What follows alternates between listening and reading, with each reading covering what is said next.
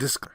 We are two regular guys who love to talk Bone Thugs and Harmony. We do not represent Bone Thugs or any Bone affiliate. We are also not Bone Thugs experts. The views and information you hear in this podcast may be based on personal opinion. Please feel free to leave corrections and clarifying information in the comments. And enjoy.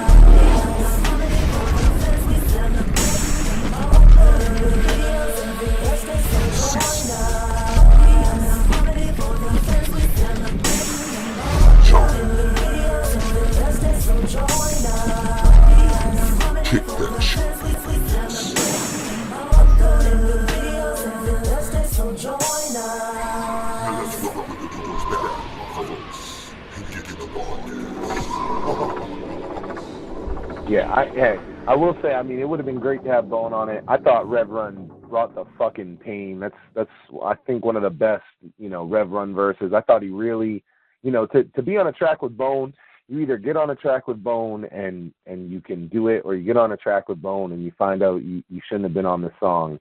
And I thought Rev did a great job, keeping up. It's wild to me that this is all going on simultaneously while you guys are still, doing Mo Thugs, because World So Cool, it did its thing. This song legitimately for Flesh, it certainly didn't do Crossroad numbers, but, it did its thing for Flesh. At the same time, you guys got Thug Devotion going on. You're involved heavily with Thug Devotion. It's probably one of the biggest Mo Thug singles to come out, just coming in behind maybe like Ghetto Cowboy and probably tied with like All Good. But that song's very different because it's so much of the camp. What's the process in making a track like that with such a huge array of artists on it? Again, it was me and Anthony in the studio. I'm putting down, I'm going through beats.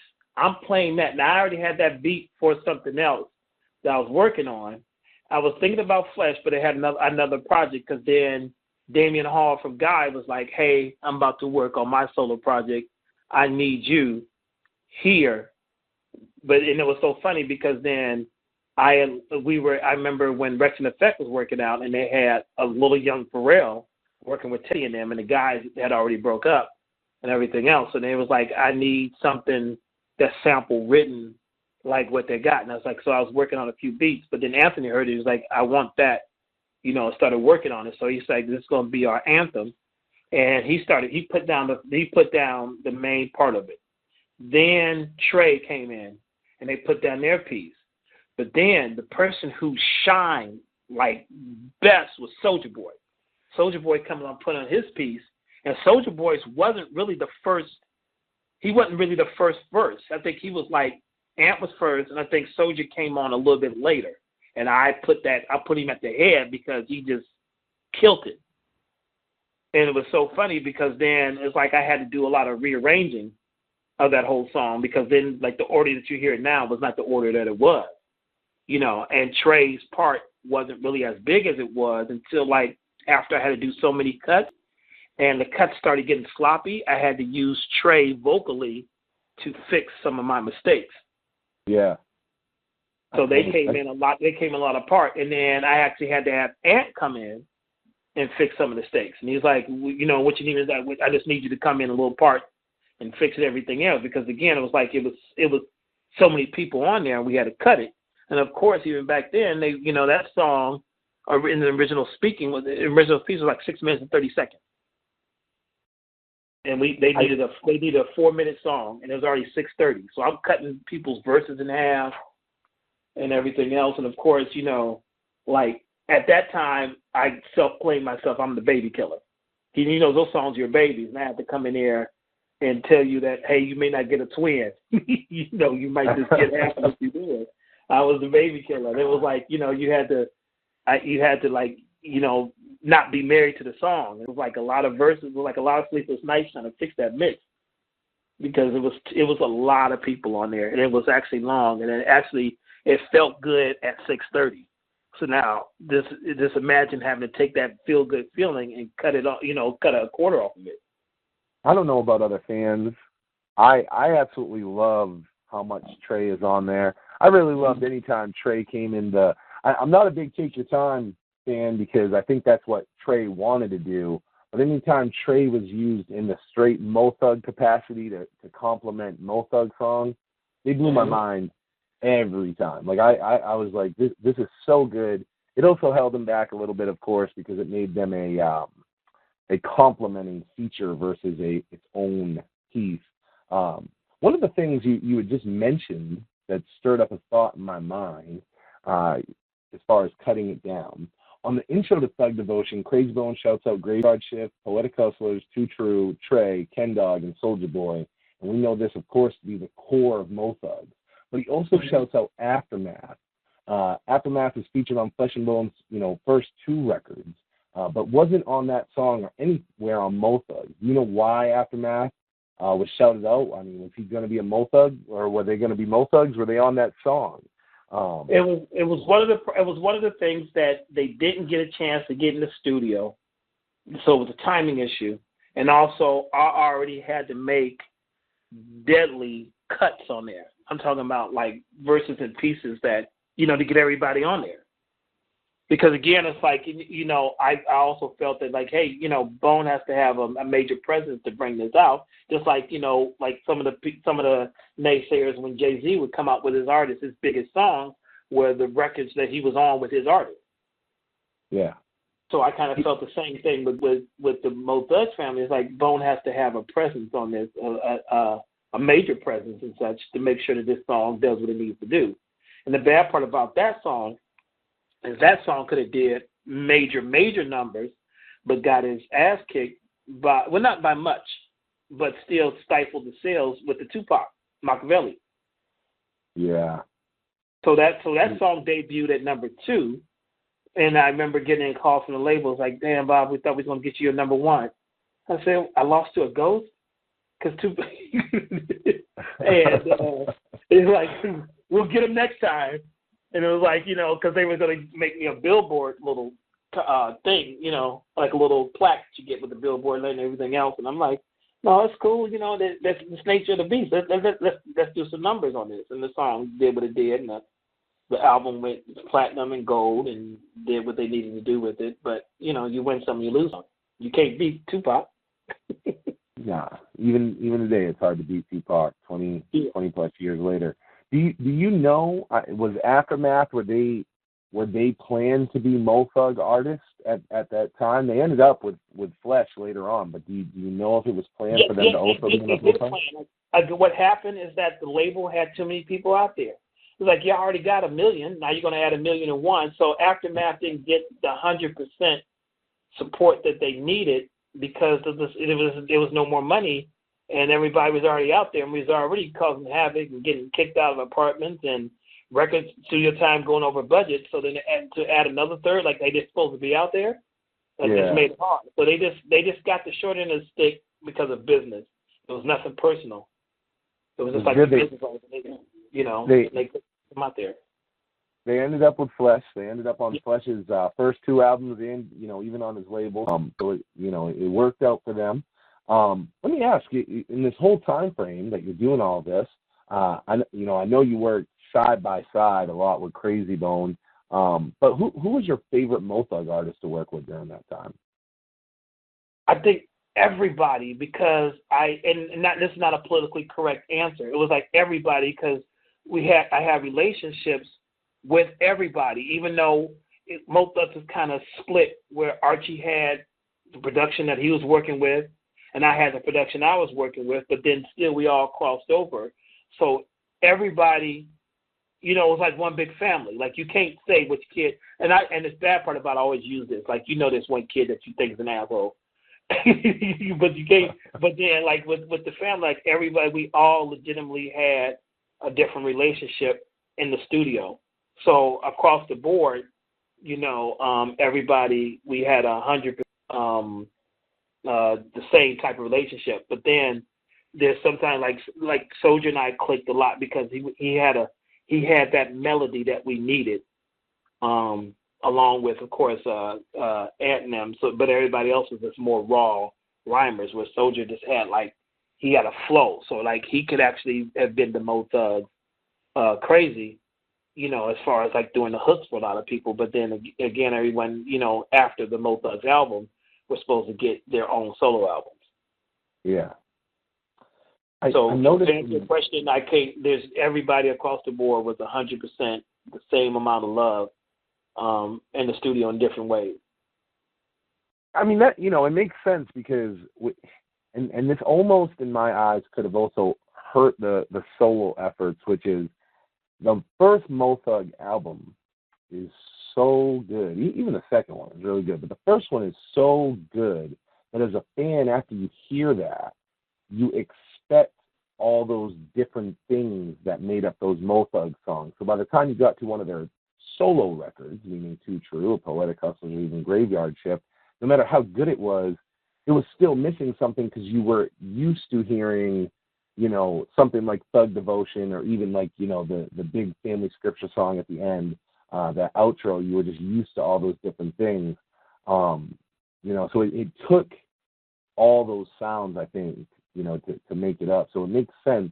Did you work, with Romeo a lot? I noticed that he's credited for doing a lot of guitar on a bunch of songs, and some of them were songs that you worked on as far as Mo Thugs and Flesh and Bone. Did you get an opportunity to work with him a lot directly, or did you guys kind of just in crossing?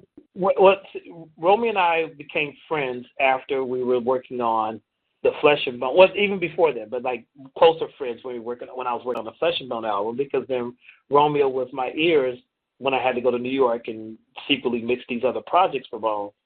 And he would come back and was this happened, that happened, so on and so forth. And, pretty much had to take the reins because he has some engineering skills, but then also he was an instrumentalist. And so a lot of the projects that Romeo and I worked on were what you heard. And when it came to the second album, we had already, I had to, not at that time, I had to, forcibly be lawyered up. Now the rift became more, now it's a legal battle. And we're starting our preliminary in court. And the second album's ready to be done. And with me and everybody, other members of the group, we already had a plan of the second album, what's it going to be. That second album was going to blow everything out the water on paper where we already had it.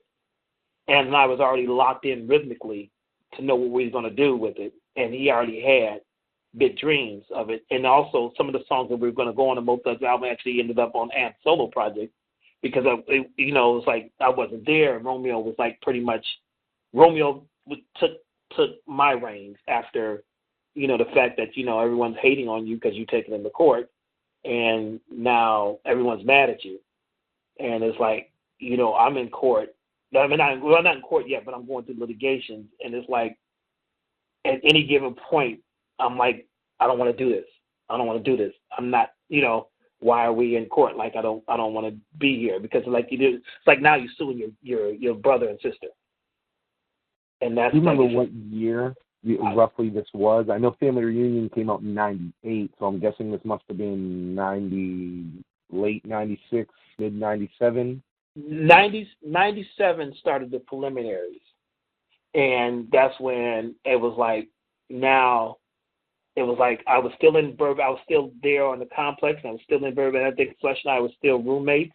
He was about to get his own place, but then me and the guys weren't talking at that point. So wait, so you're living with Flesh while you're in the middle of a lawsuit with Mo Thugs, with Bone? Yeah. Did that create strain between you and Flesh? No, because it wasn't I wasn't suing him, and it wasn't a situation our album was the stuff we did with Def Jam. That was already done, and it was already a smooth thing. We were working on more songs after that, but it was a stress, seeing the other guys and not speaking, or seeing the other crew, from Mo Thugs, because again, it's like a family, and then you got one family member that's like being a dick right now and suing. But then the bad part about it, like Archie had to get, he has to get his too. He's like, well, I know you lawyered up. I got a lawyer up, and that sucks, because then again, like, Archie and I were in a weird place because like now we're suing our family members and then all different purposes. And of course, Archie remembers, he's like, hey, by the time Family Reunion came out, Too True literally only has one song on it. And he's like, by the time that record came out, we were no longer even on the label. So he's like, it's released and we're literally not with them. Yeah, and that was because, like I said, he called me and asked me, like, what do you need to do? And I'm like, well, I can't, it's like, we don't want to have this, I don't want to give you my lawyer just because of this makes them be teaming up on him. You got a lawyer up, and I told him exactly what happened.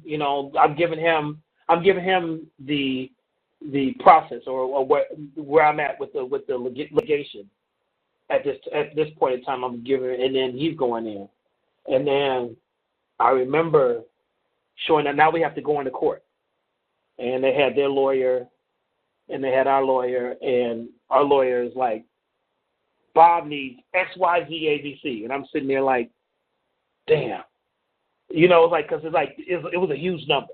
It was a big number, big number, and I'm sitting there like, I don't want to do this because I already knew that they were going through financial situations because Relativity wasn't paying them what they needed to get, and I remember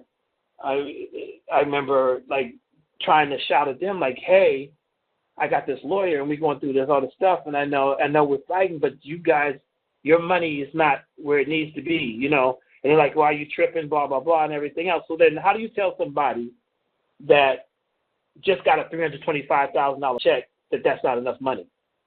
And you're not even 21 yet. Because their $325,000 checks should have been $500,000. Based upon the math, should have been even close to $1 million.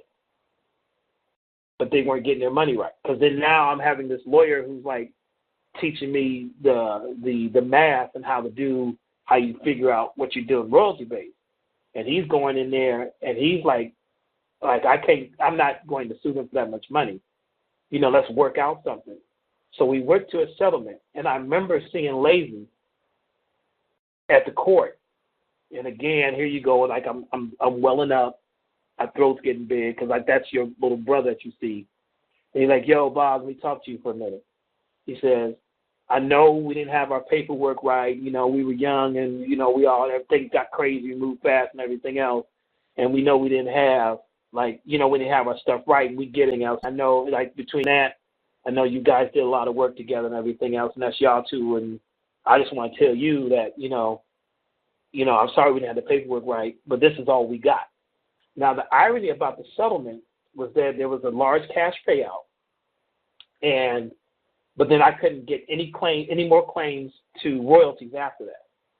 So we're going to call you what you call it. We're not going to reprint these albums to put, your name on other stuff that you need to do. We're going to keep it as it is. We're going to pay you out, and you don't get any other royalties from the rest of the album from this point after that. But what we'll do to make up for it, we'll start with a clean slate and let you produce X amount of songs for the rest of the problem. Now, I get the payout, but I never got a chance to go back in the studio to finish the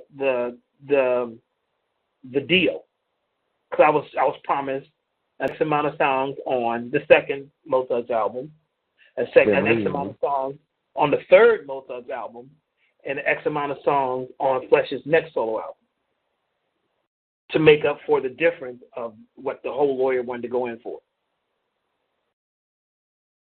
So I get the payout, but didn't get the rest of the song. So you did tracks on Family Scriptures. I know you had said that you and, Crazy had started just plotting out the Family Reunion record and what that would be like. And you had mentioned that some of the tracks ended up on his. Did you actually, on his solo. So you did do a little bit of the music with the intention of it going on Family Reunion. Yeah. Do you remember what any of those tracks were that would have been on Family Reunion that ended up on his solo? Murder Mo. Him and I Okay. could not get. I Yes, mean, yes. both of him and I, we had this affinity for Artanoid, and we were going to milk that damn song until we couldn't milk it anymore. So Murder Mo was supposed to go on there, and it ended up being on his, because Murder Mo was kind of like a interlude on the Mo Thugs first album. Yeah, But we didn't do it like we wanted to do it, because again it was time thing, and he had to go back and forth on the road, and the label had already snuck it in New York, and it was like we still wasn't finished with it yet. It wasn't where we wanted it to be. So when he did it on his album and I heard it, I knew exactly where he was going with it, because it was exactly how we wanted it. And like I said, we wanted it, meaning that he wanted it, and I was his hands. You know, then, so I mean, it makes sense that would have been, they had Mo Murda on the first one, Murda Mo on the second one. It's it's that same sample. You and I have talked about that sample as well. Fans may not know, but that's the sample in Hellfin. Well, the thing was that there was a project I was working for, one of the guys' groups called the girls' groups called 7669, and we had this song, and it had a Prince sample in it. And it wasn't even a full sample. It was just a riff. And Prince wanted 75%. And it was like, you can kiss my butt. And and so it never, but so then I knew that how to get around that is replay everything. So the Murder Mo and the Mo is a hybrid of a sample and replay. I think there's more of my instrumentation on Murder Mo than it was on Mo Murder. Because then again, it's like if we didn't do those replays, we weren't going to get any royalties.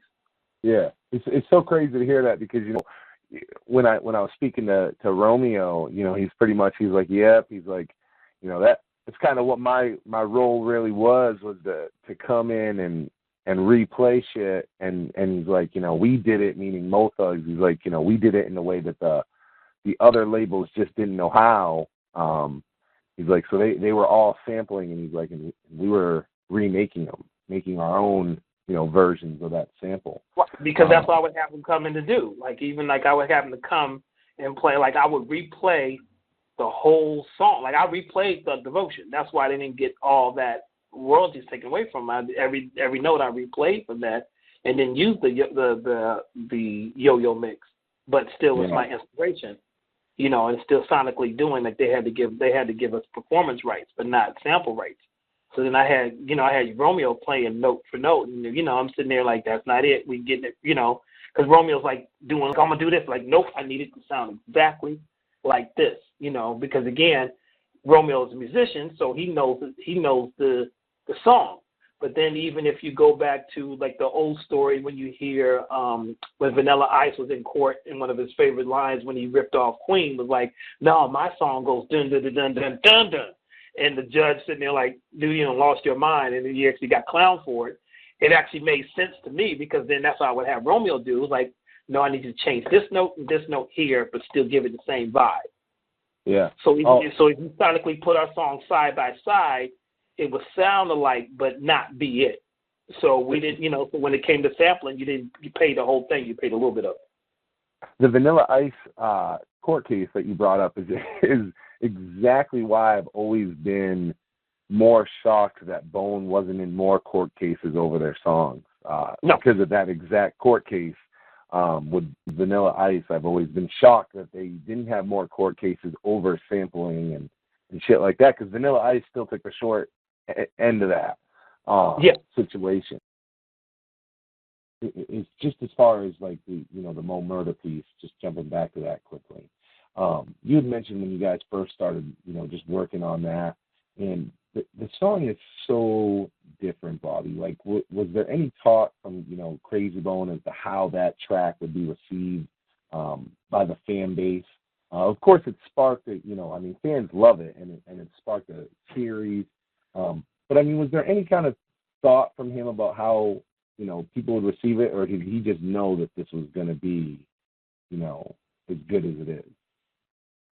At that particular time, we'd already got a feel of our fan base, and I knew what it was going to work, and more so Ant like knew, because then again he's out on the road, so he's talking like he sees the fans, he sees the responses. They knew, what songs would work and what songs didn't work and everything else. So then when we're in the studio, it was mathematical. It was like, we can we'll do this, and this is going to do this, and we're going to get this kind of response. We kind of like knew this what was going to happen. Yeah, I like that you chose to say mathematical, because I've literally felt like so many Crazy Bone decisions are just mathematical. Like he just understands how it works. The guy's a fucking genius past what I think he even knows that he is. I mean, he really is underrated in every way. And unless you're a Bone fan, you just have no way to really understand how underrated the guy is. The group itself is underrated, I think, in the history of hip hop, but Crazy Bone specifically is just he isn't praised enough, in my opinion, for his talents. No, he's not. And to even capitalize on what you're saying is that I remember I get a lot of calls, because now I have a national show and we talk about Bone a lot. And there's never been, the reason why these other stars get more prominence than Bone doesn't get what they deserve is there's never been a person in the forefront waving the flag for Bone. Like there's never been that matriarch to say, like, they never had a ditty to tell you that they were great. So like a lot of stuff that they should get credit for, they don't. No one knows that they broke Elvis' record first before Boyz II Men does. No one knows how melodically Crazy has influenced a generation. You've been able to pursue quite a career post Mo Thug. Are you still producing? Are you still working in studios? Right now, I'm working on. I worked on a lot of film and television. So I think from '99 to 2005, I think I was responsible for about 60% of the music you hear on MTV as far as all their shows. And then doing music for So You Think You Could Dance, all their musical pieces, and then also now doing a lot of film and television parts. And then every now and then getting in the studio and jumping with a few artists. And like I said, just trying to move forward. So yeah, there's been a lot of soundtracks, a lot of movie soundtracks, and a lot of film and TV stuff. So I'm still working 100%. But like I said, the biggest dream is to get in the studio and do another Bone song, and that would be like like we could finish it off. I don't need to do anything else. Yeah. Hey, I think we all want to see that. I think we all want to hear what you guys would come up with, especially we're at the Bone's been 20. When you look at Faces of Death, they're 25 years in the game, still active. They tour. Some combination of Bone Thugs and Harmony has toured every single year, I think, since they became a group. Some sort of combination of the five of them. It's an amazing run that they've had, and you add a lot to it. So hopefully we're going to see this reunion. As fans, I know we want to see it. We crave that old sound, and you helped make that. You had mentioned something about you. Do you have a show as well? Do I have somebody from a show on my show? Tell me what the fuck is going on there. Well, we got the show called New Music Buzz, and it's pretty much, I think it's Comcast, and I think it's about to be on Amazon soon. It's pretty much like TMZ for music, and pretty much we interviewed different bands and musicians, and also do music news on them and everything else. It's kind of like MTV Light in 30-minute package. So check that out if you get a chance. You definitely still see it online or on YouTube Red, but then pretty soon if you have Amazon, you'll be able to pick it up. But that's pretty much been keeping me busy if I'm not sitting there getting music ready for Dancing with the Stars or So You Think You Dance, which is actually we're working on that season now. I mean, that's wild. It sounds like I'm going beyond the harmony with somebody that goes beyond the harmony about other fucking acts all the time. So you fit in very easy here. And just again, where can fans check out your show? You can check out the New Music Buzz online right now. You could probably just pick it up YouTube. You can Google it. It'll pop up. Or check your local cable provider. If you have Comcast, if you have, like I said, we're in a lot of overseas. It's doing really well on the cable providers overseas. Yeah. And that was one of the type of things like, well, I'm going to conquer the small markets first before we get the bigger markets. That way everybody knows the show. Oh, yeah, we've been on Revolt for a minute. I think we're going to try to go back to Revolt and see where we live. That's a great fit. Revolt sounds like a great fit, for a show like that. That's awesome. I mean, it's a huge achievement. I think it's outstanding that the Mo Thug situation didn't hold you back. You pursued being a successful entity, and it's very commendable, man. I really appreciate you taking the time to come on. I know we were under a few limitations. Hopefully we can find some time and get you back on the show because, I mean, I have a plethora of questions and a ton of them I didn't even get to, but I think we hit the real important ones. But before we wrap up, I mean, is there anything else that you want to leave with the fans just about, your legacy or your involvement, with the Bone Mo Thug movement? Well, with Bone Thugs and Harmony, it started out being an extension of Anthony's vision, and the fact that we worked so well together on creating quite a few songs. I think pretty much more so that if anybody can be that person that they need to actually let the world know. I mean, because not even a BET's Unsung can do them justice. We actually need a New Edition style show or a TV movie or a miniseries on those guys. Because again, a lot of stuff that you saw in the New Edition movie that you liked, the guys paralleled, and you knowing from Cleveland paralleled them at the same time. Yeah. As far, and even a lot of people don't know that even Mo Thug's record was kind of like tailor-made after Biv Tim record with the same premise. Yeah. So I think there's still a lot more to say, and I would love for you to have me back because we can conquer some more of the other things. Because a lot of things, like a lot of the stuff that we talked about, there's still so much to tell. And a lot of the musical process and what it took to do the songs. There's so many great things that happened, and it'll be great to talk about that and bring that to light. Oh, hey, anytime, man. I always appreciate when I got someone that I can have a great conversation with that understands the idea of this show, and I appreciate so much just you taking the time to go beyond the harmony with the fans. I'll definitely be in touch with you. We will set up a part 2 as soon as possible. Bob Jones, I want to thank you so much, my brother, for coming on and being my guest tonight. I appreciate you. Thank you so much. All right, man. You take it easy. All right, peace.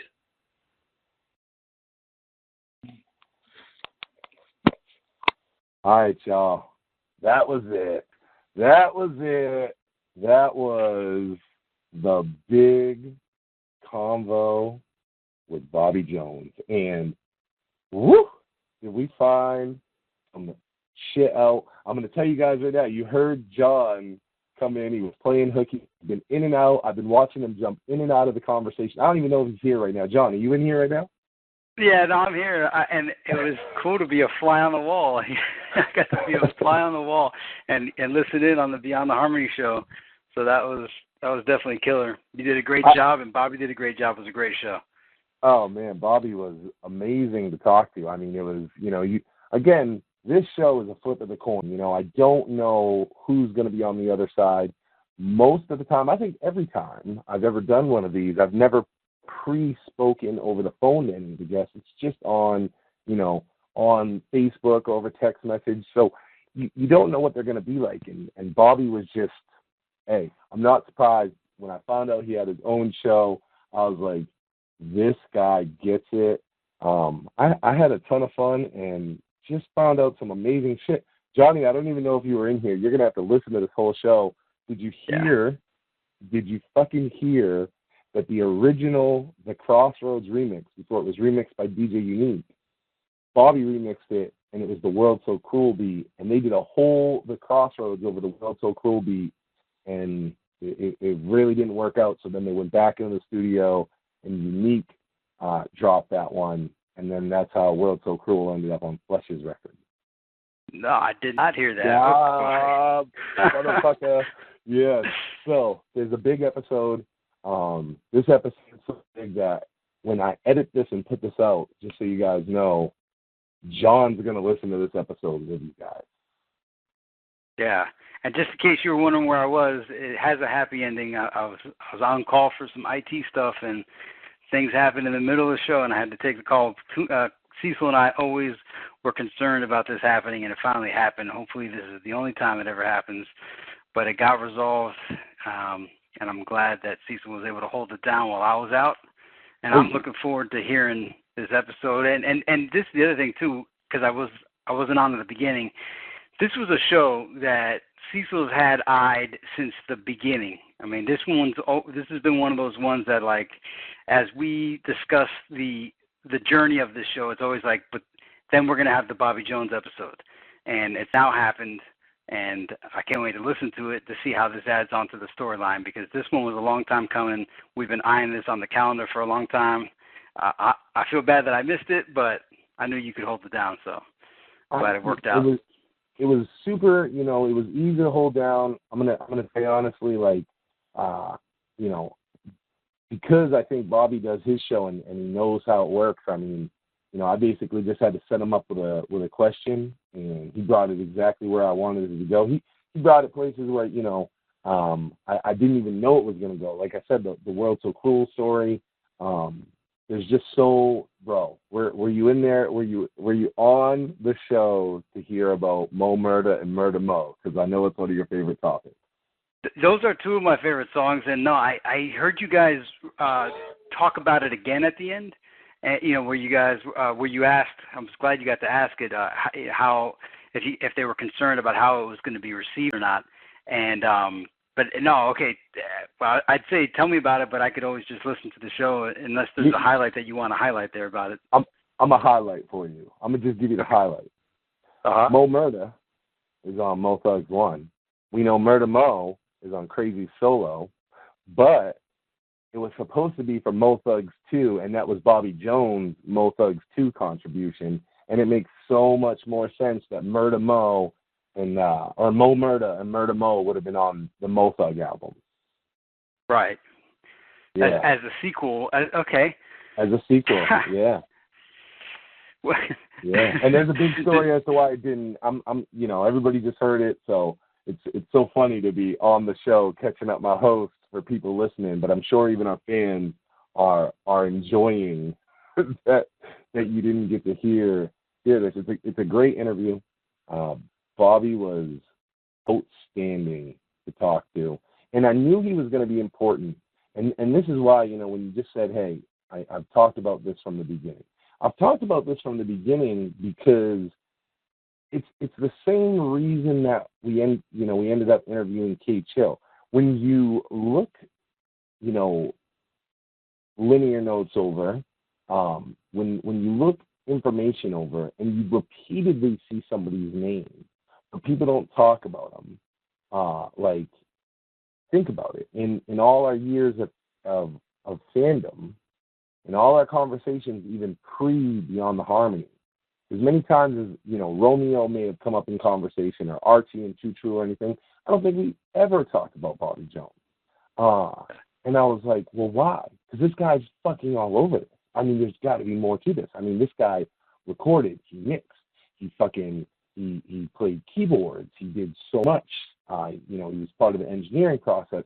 There's got to be more to this. And there was even more than we knew. He was under a time crunch, actually a very important one, and he basically let us go right up to, when he had to switch calls. He had a very important call. So much more to say.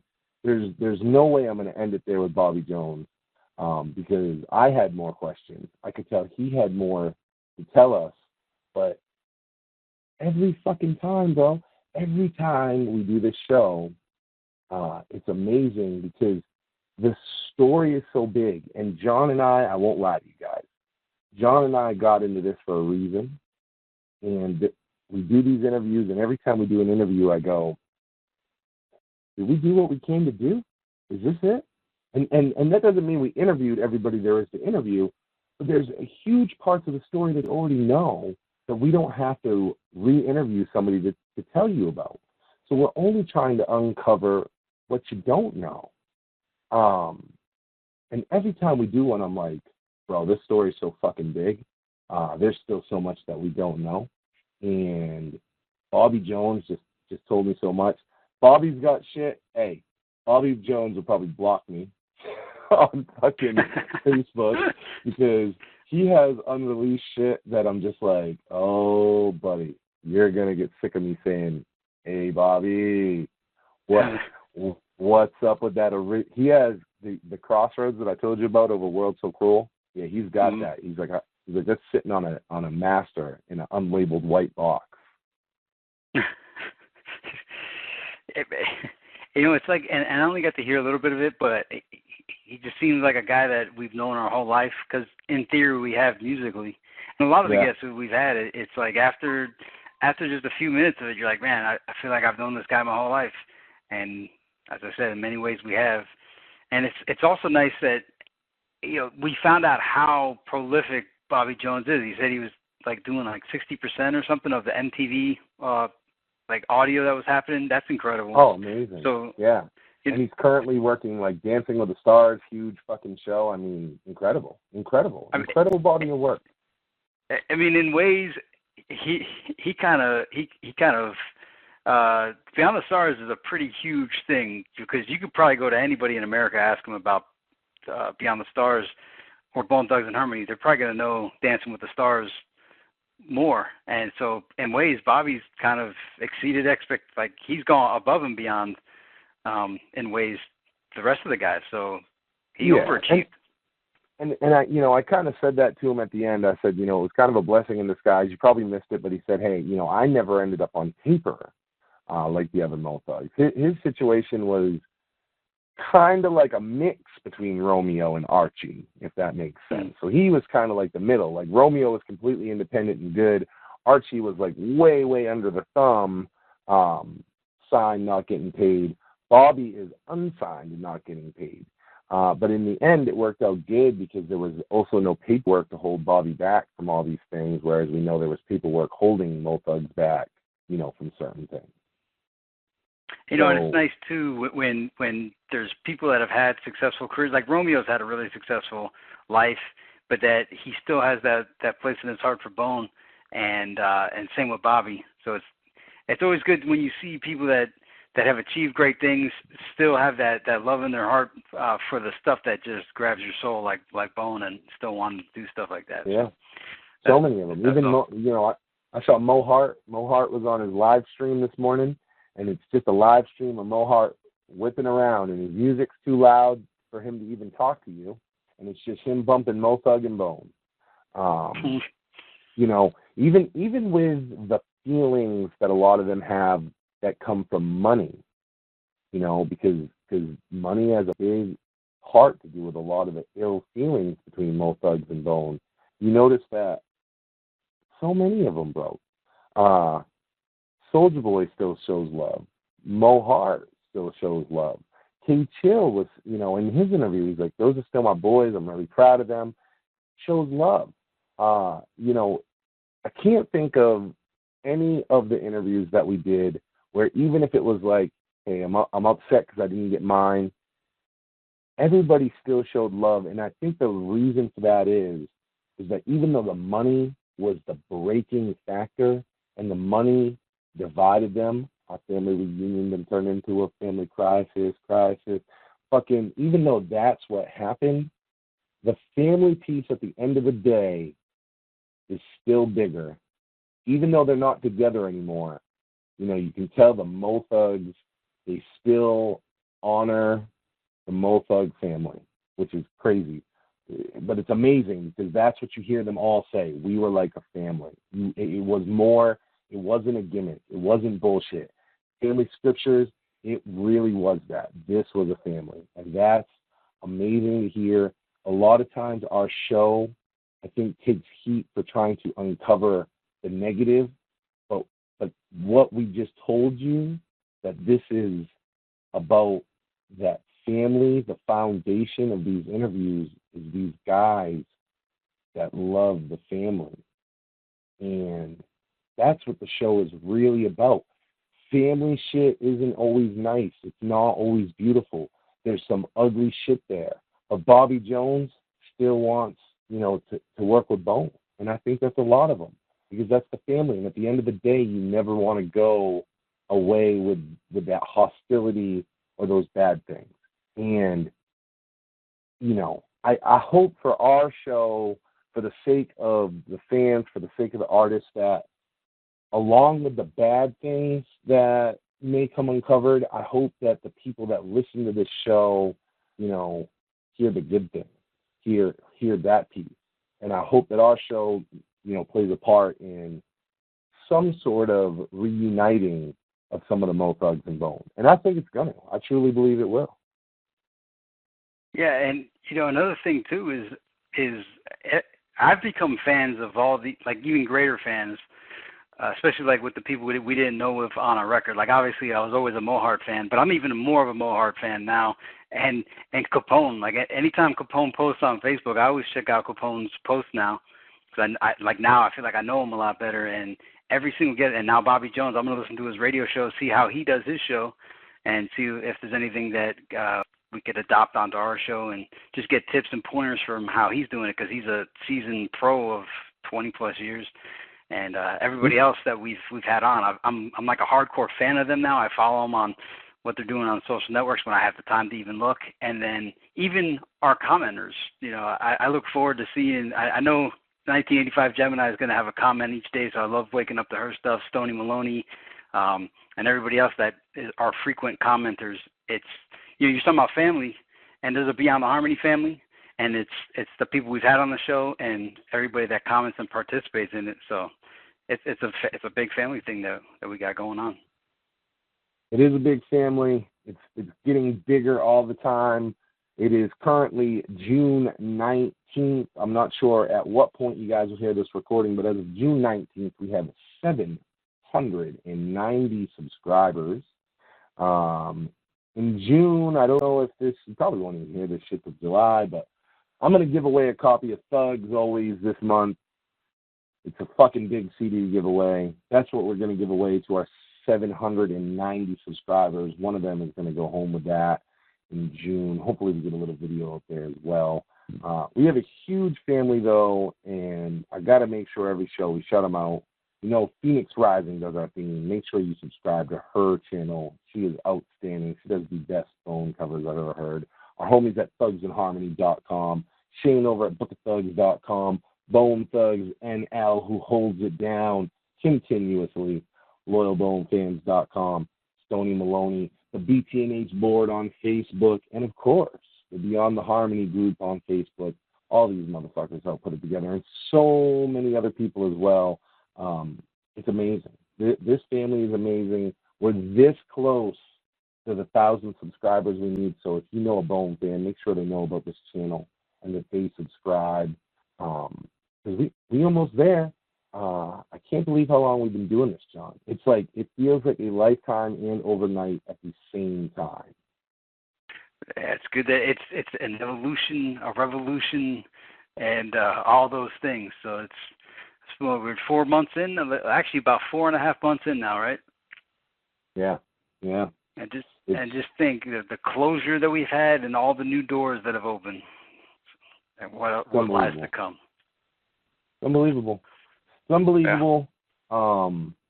I had a great interview. I appreciate everybody tonight rocking with just solo me. Please. I know you all love the one and only John Lippy. Don't unsubscribe just because it was just me. I promise you, Johnny will be back all the time, sound effects board and all. But for tonight, I think that's it. You got something else, John? You got something you want to blow into this fucking thing? I'll step down and let you have this soapbox. Yeah, I'll just say there's one final thing. Somebody had made a comment. I might have been on the BTNH board. Maybe it was on one of our comments. But it reminded me of something that is like the unspoken thing. And he's saying, yeah, I was listening to hip-hop growing up, but then once I heard Bone Thugs-n-Harmony, that was it. Nothing else mattered. It was nothing but Bone and Mo Thugs and all the affiliates in my deck and nothing else, just straight Bone. And there was definitely, when I found Bone, I found my true love. This is all I needed, and it was just nothing but Bone. So, like, when I saw that post, I was like, how many Bone fans out there had that same thing where it's like, you had all these groups you listened to, maybe you had, like, their singles, or you made mixtapes of, like, one song per group, and then it came Bone, and it was just like, just push play, bro. That's it. This is Bone, just straight Bone. And so seeing that comment just took me back to that. I was like, yes, this guy, whoever this guy is, he knows. And this is exactly the essence of every Bone fan out there. I think once you find Bone, you just nothing else matters after that. Yeah, I told you. I mean, I had a 6 CD disc changer very early on. And I told you the story about waking up to the Made Crazy by the Flesh and Bone song because I would turn that fucking thing on at night, you know what I mean, and just let it go. We're going to listen to Bone Thugs all night while I sleep. And, I mean, it would have been everything, you know, at that time. Flesh and Bone, Mo Thugs, Eternal, Creeping on the Come Up. It's probably all the shit that was in this disc changer. And that's all I wanted. I didn't give a fuck. Once in a while, like that was like the home base, right? Like, whatever was Bone and Mo Thug was the home base. And once in a while, it was like, all right, I'll take one of these out, and I'm going to put in this Pac CD I want to listen to. Well, then when I was done, the Pac CD would come out of the changer, go back into the case, and then the Bone CD would go back in the fucking disc changer. Like, that was the Bone CD case. And how many of you guys out there listening, if you're guys, and I'm curious for the girls too, if they do, it'd be funny if the girls do this, but I know Cecil, throughout his 20-plus year reign that I've known him, as well as myself, picking a girlfriend, they got to be run through the Bone Thugs-n-Harmony circuit to see what they're made of. How many of you guys out there have tortured your girlfriends for hours upon hours, where they were actually interested for the first 5 minutes, but then when they realized that this is going on for hours, that you're playing the whole collection to them, how many of you guys put some poor girls out there through the entire Bone discography? I'm the worst. They were blue in the face. Yeah. If you're going to be in a relationship with Cecil West, you're going to go to Bone school, because I'm like, all right, I literally, I like a little privacy, so I'm not going to say her name over here because, you know, I don't mind being bothered by anybody ever, but, you know, I don't want her bothered by people, so we'll leave her name out. But I will tell you that when me and her first, you know, got together, it was like, all right, here's some Bone songs, bring these home, and start to learn them at first. And she's like, what? And I'm like, yeah. And she's like, I don't fucking know. So I'm like, oh, okay, this isn't working out. It's too hard. I'm like, all right, this is crazy, Bone. Just go home and listen to these songs until you know his voice. So then I start unrolling just so she had to go through the solos first, because I was like, she's not getting this group thing. So I make her go through the solos to try to make her, you know, be able to define between crazy and busy and shit like that. And, hey, I give her props. She did really well, as long as she possibly could. Like, there was like a tap out where she's like, I don't give a fuck about Bone. But hey, I'll tell you, with that, with the addition of this podcast in her life, she sure knows a lot about Bone. She follows Busy Bone, and anytime Busy Bone goes live, she watches his live, and she got to meet Busy Bone when me and Busy performed together.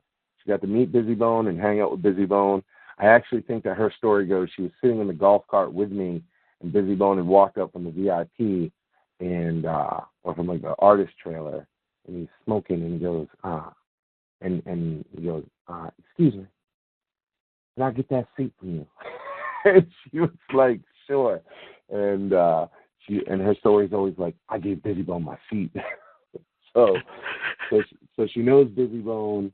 But yeah, I think every Bone fan, not only just the significant other, maybe not girls, although, hey, 1985 Gemini or any girl that's a fan of ours that listens to the show, if you got a significant other that you put through the ringer with Bone and all their songs, make sure you leave us a comment about that as well, because I'm always interested to know. I did it to my friends, too. My poor fucking friends.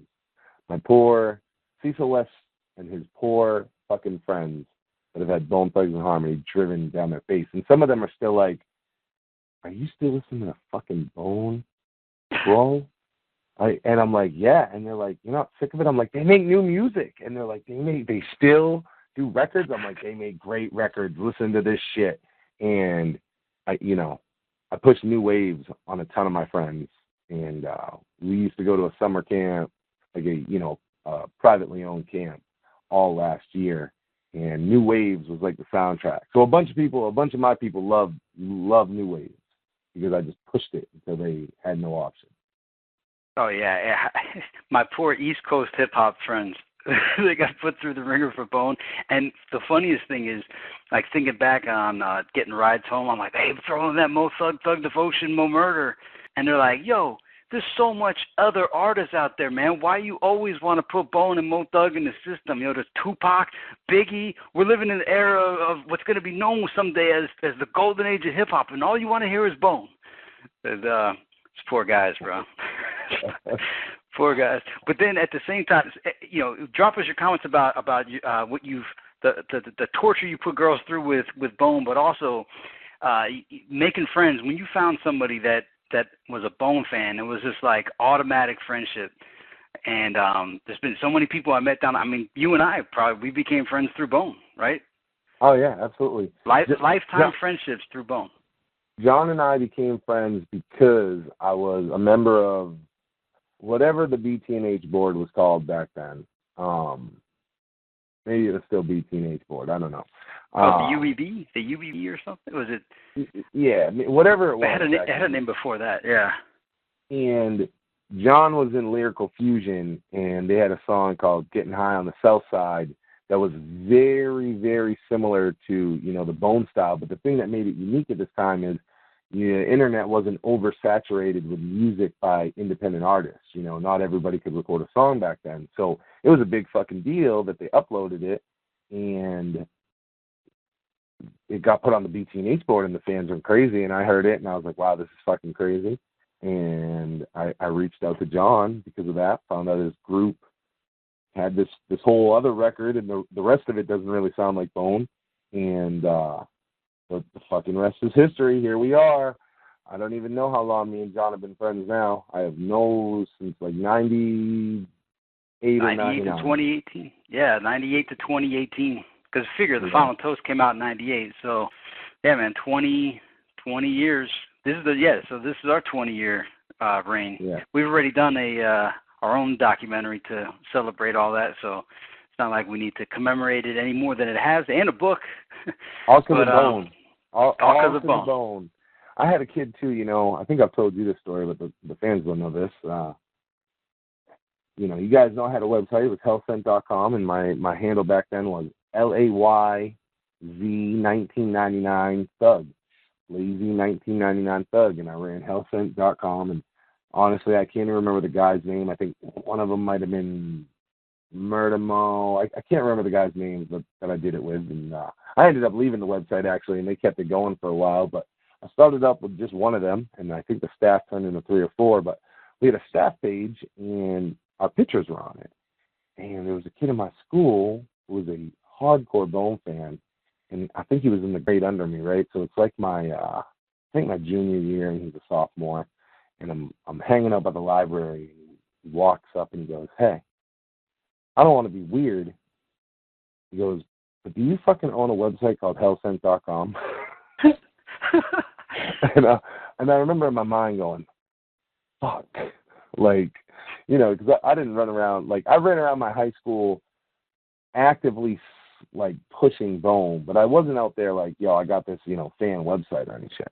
I'm like, fuck. And I'm like, yeah, I just own it, right? I'm like, yeah. He's like, yo, that's so awesome. And he's like, I got a copy of Faces of Death, and he's got like the 1993. His 1993 edition is the only time I've ever seen it in real person. And yeah, so I find out him and his homie. I find out him and his homie are huge Bone fans like I am, and they're huge fans of my website. So there you go. Every once in a while, don't be scared. Tell somebody you're a Bone fan. Tell somebody to do that. Yeah, and I'm also curious, like, how many of the listeners out there are members of that, the early 2000s, late 90s Bone forums, that might have remembered Lazy Thug 1999 or Lyrical Fusion, or give a shout out to your favorite memories of those people, because that is part of our purpose of this show, is to rekindle that time period. So I'm just curious to know how many of you guys out there are from that time period, and any fond memories you have of that. And speaking of people running into you, I had in my group Lyrical Fusion, me and this guy Rob G, 808 Pimp, we were like the glue of the band. But then we kind of had a falling out, and just as that was falling apart, that's when Cecil West and myself started working on a lot of stuff. And Cecil had this one solo album that my friend, when I was getting ready to move out, he came to visit, like to pay his last respects, and he saw Cartoon's Cecil West album sitting on my table, and he goes, "Oh, did Rob G come out with a solo album?" And I'm like, "No, that's not Rob G. That's not the 808 Pimp." He's like, "No, that's what? Did he change his name?" And I'm like, "No, that's somebody else." He's like, "Are you kidding me?" So he couldn't believe it, but it was Cecil West. I've been confused for this fucking guy for so long too. It's crazy. Lyrical Fusion used to have these, these viral videos. A bunch of them you guys have probably seen because they were to Bone, music. A bunch of them, and the same fucking kids that knew I did Hell Sent, they're like, "Yo, you're in the Smoking Buddha video," and I'm like, "Nah." And they're like, "Nah, that's you," and I'm like, "Bro," I'm like, "Nah," I'm like, "That's my friends in Florida," and back then you couldn't pull it up on your fucking phone or any shit like that. So we go to the computer lab. He pulls the video, and as he's pulling it up, he's pulling it up with the intention to prove to me that I'm in this fucking thing. Like, he's sitting there pulling it up with just so much confidence and thinking that he's about to show me that I'm in this, like, underground Bone video. And he gets to the part and he freezes it, and I'm like, "It ain't me." And he's like, he probably to this day probably still doesn't believe that it's not me. So, me and Johnny's Bone Thug roots, they go way, way back. We became friends, and like I said, probably late 98, early 99, all because of Bone Thugs and Harmony. It had to have been because we found each other because of that fucking board. And I bet you a lot of you guys out there, some of the friends that you're still friends with now, 10, 15 years later, if they're not family, it's probably because they were Bone fans. And most people don't break up with Bone fans because they're hard to find. I mean, they're all over the world, but they're never in your area. So I think Bone fans become friends for life, and I'm pretty sure Cecil and I will be friends for life, and it all because of Bone. That's because being a Bone fan, you're part of a fucking club. It's like being part of a secret society. It's like being part of a secret. Well, y'all stay tuned. Y'all stay tuned. Y'all stay tuned to that. And I think that's a good note to leave it on. Until next time, this is Beyond the Harmony, beyondtheharmony.com. I am Cecil West with, of course, John Lippy. We will see you next week for Thug Thursday. We out of here. Beyond the harmony for the fans, we celebrate. Uploading the videos every Thursday, so join